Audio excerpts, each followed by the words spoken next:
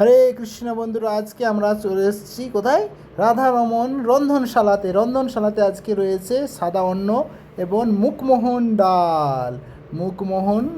ডাল, খুব সুন্দর মুখমোহন ডাল।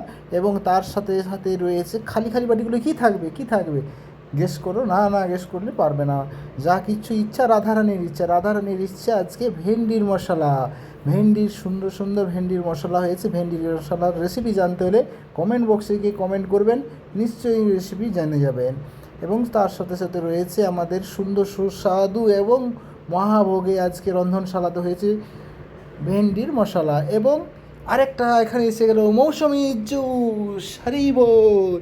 খুব সুন্দরভাবে মৌসুমির জুস এসে গেলো। এবং এরপরে এসে যাবে সাদা আলু সেদ্ধ, শুধু আলু আর তো কিচ্ছু নেই, শুধু সাদা আলু সেদ্ধ। এবং তার সাথে সাথে এসে গেছে ভেন্ডি, ক্রিস্পি ভেন্ডি ফ্রাই। এবং তার সাথে সাথে এসে যাবে আমাদের সুস্বাদু জলের গ্লাস। এসে গেছে জলের গ্লাস। এবং তার সাথে সাথে এসে যাবে সাবুদানার পকোড়া, ওকে চিপস বলা হয় যাকে।